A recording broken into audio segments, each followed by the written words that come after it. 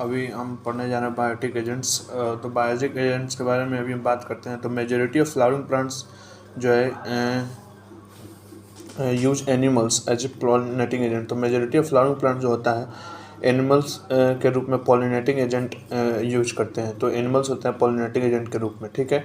जैसे ये एग्जांपल है bees, butterflies, flies, beetles, wasp, ants, moths, birds, sunbirds and humming birds, bats, primates, lemur, arboreal, tree dwelling, rodents, reptiles, gecko lizards and garden lizards etc.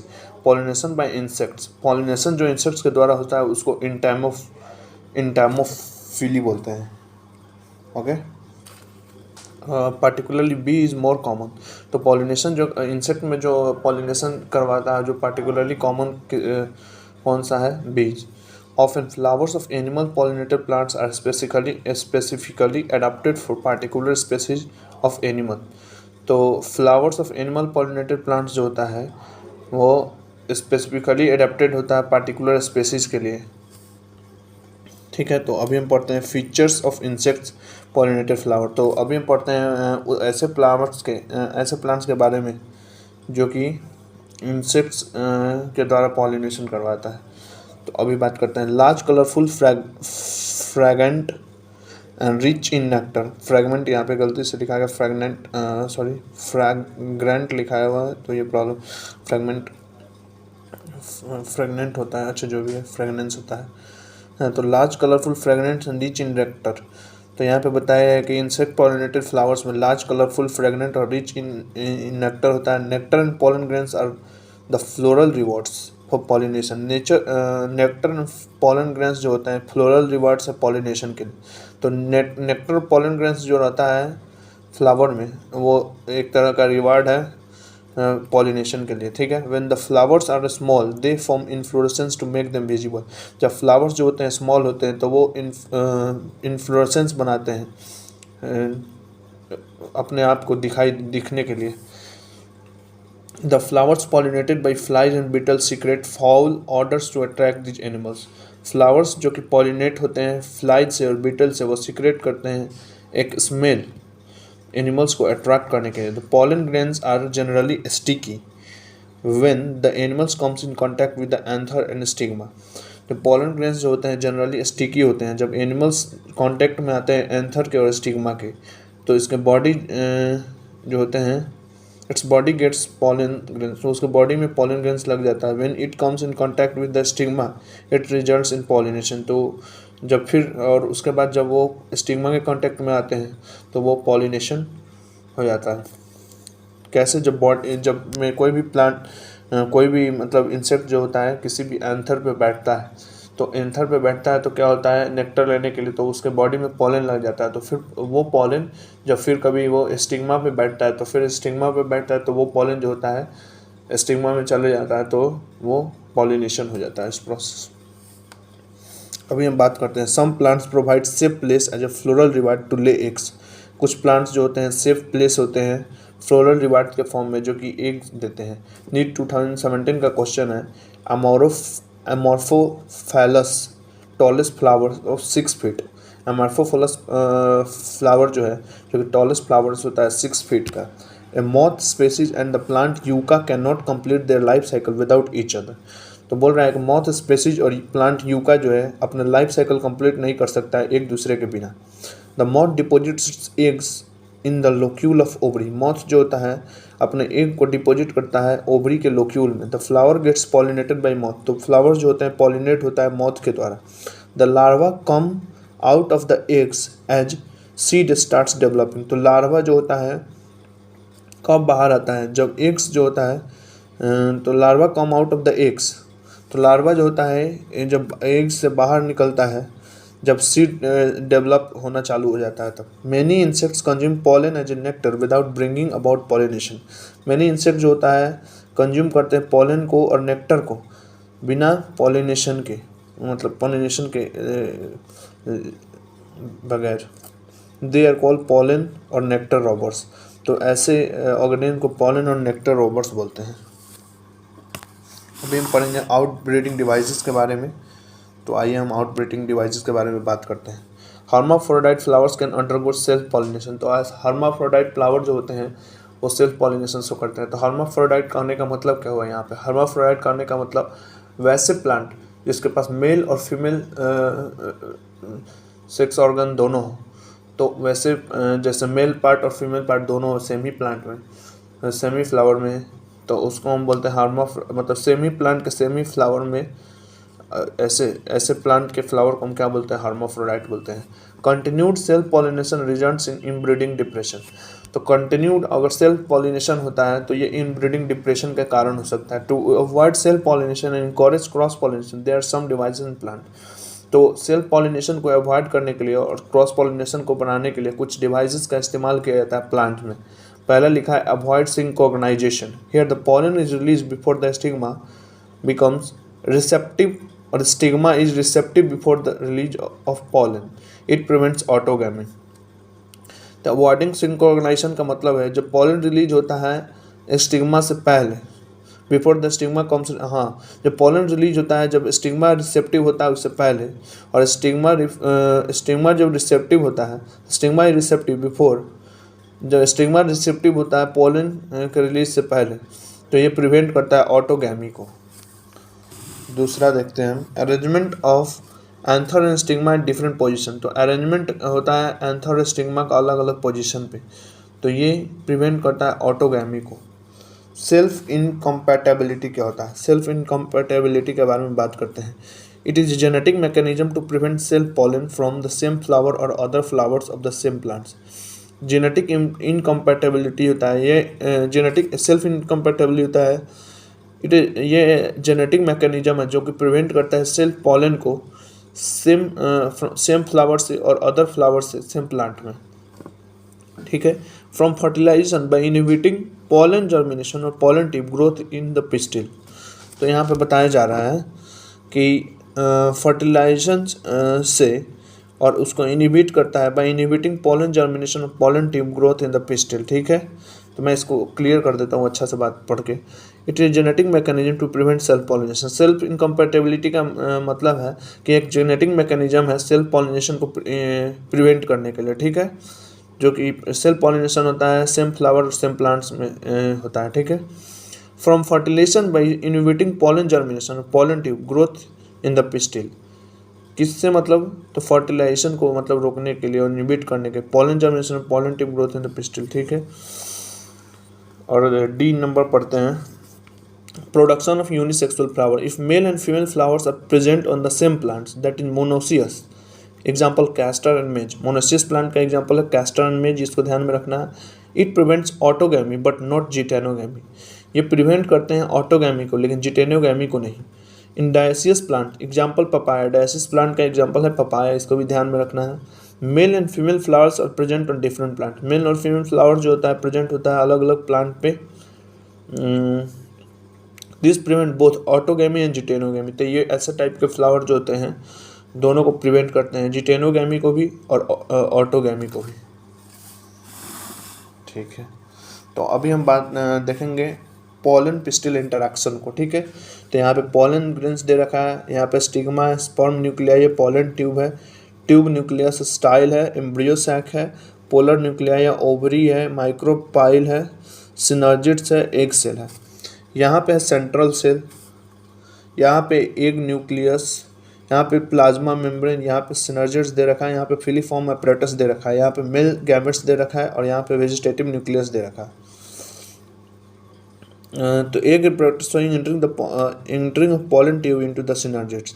तो egg apparatus यहाँ पे show कर रहा है क्या कि पॉलन ट्यूब इंटर कर रहा है सिनर्जिड्स में। देखिए अब पोलर न्यूक्लियाई के बारे में देखते हैं।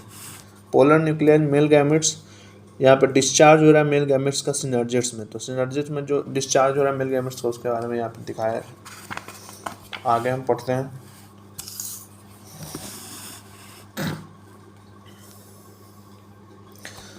It is process in which pistil recognizes compatible or incompatible pollen through the chemical components produced by them। क्या दे रखा है इसके बारे में क्या?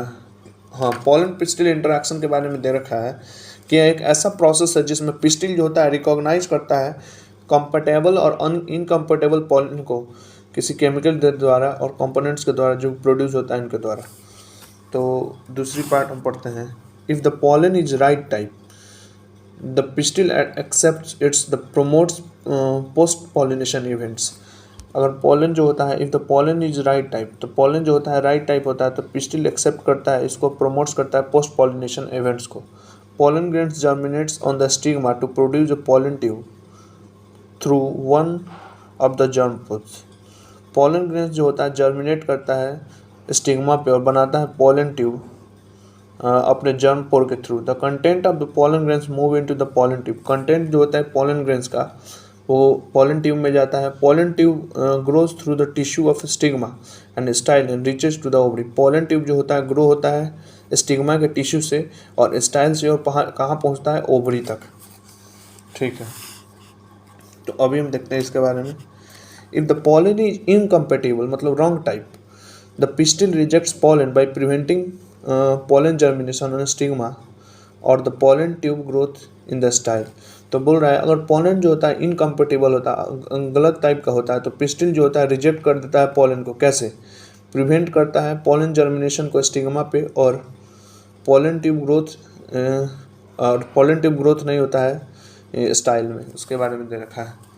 दूसरी बात हम पढ़ते हैं। A continuous dialogue between the pollen grain and the pistil results in the pistil ability to recognise the pollen to accept और रिजेक्ट इट। कंटिन्यूअस डायलॉग जो होते रहता है पॉलन ग्रेन्स और पिस्टिल के बीच में, तो वो शो करता है पिस्टिल के पास ऐसा एबिलिटी आता है कि वो रिकॉग्नाइज कर सके पॉलन को कि हमें लेना चाहिए इसे कि रिजेक्ट करना चाहिए। ठीक है, अब हम इसके लाइन के बारे में पढ़ेंगे। In some plants pollen grains are shed at two celled condition. तो कुछ प्लांट्स में पॉलन ग्रेन्स जो होते हैं टू सेल कंडीशन में सेड हो जाते हैं, मतलब गिर जाते हैं। Vegetative cell and generative cell, तो उसमें दो सेल होता है, स्टेज वेजिटेटिव सेल होता है और जनरेटिव सेल होता है। In such plants the generative cell divides and form the two male gametes. ऐसे प्लांट्स में जनरेटिव सेल्स जो होते हैं डिवाइड होते हैं और बनाते हैं दो मेल गैमेट्स। कब? During the growth of pollen tube in the stigma. जब पॉलन ट्यूब का ग्रोथ होता है स्टिग्मा पे तब।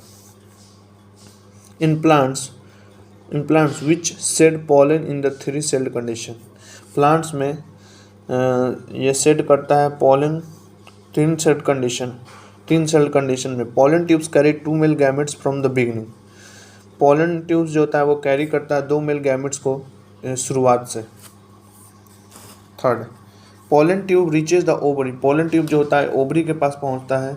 Then enters the ovule through micropyle. तब इंटर करता है ओव्यूल्स को माइक्रोपाइल के थ्रू and then enters one of the synergids through the filiform apparatus. तब वो इंटर करता है सिनर्जिड्स को फिलीफॉर्म अपरेटस के द्वारा। The filiform apparatus present at the micropylar part of the synergids guides the entry of pollen tube.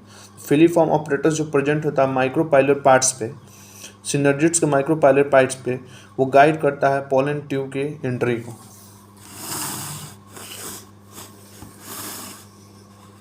तो आगे देखते हैं। A plant breeder can manipulate pollen pistil interaction. Plant breeder जो होता है वो मैनिपुलेट करता है पॉलन पिस्टिल के इंटरैक्शन को, चाहे इनकम्पेटिबल पॉलिनेशन हो फिर भी, टू गेट डिजायर्ड हाइब्रिड, ताकि वो डिजायर्ड हाइब्रिड्स बना सके। तो आर्टिफिशियल हाइब्रिडाइजेशन के बारे में हम भी पढ़ने जा रहे हैं। तो आर्टिफिशियल हाइब्रिडाइजेशन क्या है? It is a crop improvement programmes in which desired pollen grains are use for the pollination. Artificial hybridisation में दिखाया गया है कि एक क्रॉप इम्प्रूवमेंट प्रोग्राम्स होता है जिसमें डिजायर्ड पॉलन ग्रेन्स को यूज किया जाता है पॉलिनेशन के लिए। तो ये अचीव कैसे होता है उसके बारे में हम बात करते हैं। तो सबसे पहले हम देखते हैं इमैस्कुलेशन। इमैस्कुलेशन होता क्या है? तो इमैस्कुलेशन में रिमूव किया जाता है एंथर को बाइसेक्सुअल फ्लावर बर्ड से of female parents before the anther dehiscence using a pair of forceps। जबकि एंथर dehiscence करे pair of forceps से। बैगिंग क्या है? Here emasculated flowers are covered with suitable bag। Bagging क्या है? emasculated flowers जो होता है कवर होता है सुटेबल बैग से, जो कि बना होता है बटर पेपर से। प्रिवेंट करने के लिए contamination of its stigma with unwanted pollen। Prevent करने के लिए कंटामिनेशन स्टिग्मा का अनवांटेड पॉलन से। व्हेन स्टिग्मा अटेंस रिसेप्टिविटी, जब स्टिग्मा जो होता है अटेंस करता है रिसेप्टिविटी को, तो मैच्योर पॉलन ग्रेन्स जो होता है कलेक्ट होता है एंथर से मेल पेरेंट्स के तो बोल रहे हैं मेच्योर पॉलन ग्रेन जो होता है कलेक्ट कर जाता है एंथर से मेल पेरेंट्स से, जो कि डस्ट किया जाता है स्टिग्मा पे। Then the flowers are rebagged and allowed to develop the fruits. तो फ्लावर्स को फिर रीबैग किए करते हैं और अलाउ करते हैं डेवलप करने के लिए फ्रूट्स को। तो अभी हम बात करते हैं यूनिसेक्सुअल फ्लावर के बारे में। For the unisexual flower there is no need for the emasculation. Unisexual flower में कोई भी इमस्कुलेशन का कोई भी ज़रूरत नहीं होता है। Female flowers buds are bagged before the flowers open. Female flowers buds को बैगिंग कर दिया जाता है फ्लावर जब ओपन होता है उससे पहले। When the stigma becomes receptive, pollination is carried out using the desired pollen and flowers is rebaged। जब स्टिग्मा जो होता है रिसेप्टिव होता है तो पॉलिनेशन जो कैरी होता है जब डिजायर्ड पॉलन को लिया जाता है तब फ्लावर को फिर रिबैग कर दिया जाता है। तो डबल फर्टिलाइजेशन क्या है इसके बारे में अभी बात करते हैं। तो after entering of one synergids the pollen tube releases the two male gametes into the cytoplasm of the synergids. जैसे एंट्री होता है एक सिनर्जिड्स का, पॉलन ट्यूब रिलीज करता है दो मेल गैमेट साइटोप्लाज्म में, सिनर्जिड्स के साइटोप्लाज्म में। तो यहाँ पे वन मेल गैमेट जो होता है एक सेल की तरफ आता है और फ्यूज हो जाता है न्यूक्लियस के साथ, और क्या बनाता है जाइगोट, जो कि डिप्लॉयड सेल होता है। तो आगे हम देखते हैं इसके बारे में। Sorry. Other male gametes move towards the two polar nuclei located in the central cell and fuses with them to produce the diploid primary endosperms। The other male gametes जो होता है पोलर न्यूक्लियाई की तरफ move करता है, जो कि located होता है सेंट्रल सेल में, और फ्यूज करता है उसके साथ, वो बनाता है ट्रिप्लॉइड, जिसको प्राइमरी एंडोस्पर्म बोलते हैं, शॉर्ट में पैन बोलते हैं। As it involves fusion of 3 haploid nuclei. इसमें फ्यूजन होता है 3 हैप्लॉइड न्यूक्लियाई का, जिसको हम ट्रिपल फ्यूजन भी बोलते हैं। सिंस 2 टाइप ऑफ फ्यूजन, इसमें 2 तरह के फ्यूजन होता है, जैसे कि सिनगैमी और triple fusion takes place in embryo sac में ऐसा मतलब होता है। तो इसको हम डबल फर्टिलाइजेशन भी बोलते हैं, जहाँ पे सिनगैमी भी होता है, ट्रिपल फ्यूजन तो डबल फर्टिलाइजेशन होता है। As its events unique to the flowering plants, ये इवेंट जो होता है फ्लावरिंग प्लांट्स में यूनिक होता है। तो यहाँ पे दे रखा है डिजेनरेटिंग सिनर्जिड्स के बारे में, जाइगोट्स के बारे में, और प्राइमरी एंडोस्पर्म सेल को दिखा रखा है, प्राइमरी एंडोस्पर्म न्यूक्लियस के बारे में दे रखा है, और यहाँ पर डिजेनरेटिंग एंटीपोडल सेल्स भी दिया है। अब यहाँ पे सस्पेंसर दिया है, यहाँ पे जाइगोट के बारे में देखा है, यहाँ पे ग्लोब्यूलर एम्ब्रियो दे रखा है, और यहाँ पे सस्पेंसर दे रखा है। ये एम्ब्रियो जो है हार्ट शेप है, यहाँ पे दे रखा है रेडिकल, और यहाँ पे कॉटिलिडॉन्स का स्ट्रक्चर दे रखा है, तो इसको ध्यान में रखना है। तो पहली बात हम ये देखेंगे, fertilise embryo sac showing zygote and primary endosperm nucleus. Fertilise embryo sac जो होता है वो जाइगोट शो करता है और primary endosperm nucleus. Stage in embryo development in dicot so reduce size as compare to A. Stage जो होता है एम्ब्रियो डेवलपमेंट में, डाइकॉट के एम्ब्रियो डेवलपमेंट में वो शो करता है reduce size compare to A. तो यहाँ पे दिखाया रखा है कि स्टेज बी जो होता है वो एम्ब्रियो डेवलपमेंट में डाइकोट में रिड्यूस हो जाता है, ठीक है, जबकि ए बड़ा होता है, ठीक है, ये तो सही है।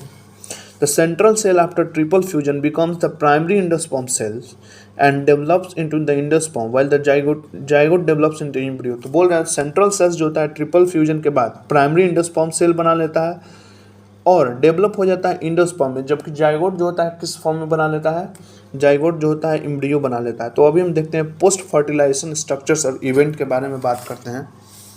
तो post fertilisation structures and event जो होता है कैसा होता है, तो हमको लगता है एक लेक्चर और हमें बनाना चाहिए जिसमें हम पोस्ट फर्टिलाइजेशन स्ट्रक्चर्स और इवेंट्स के बारे में बात करते हैं।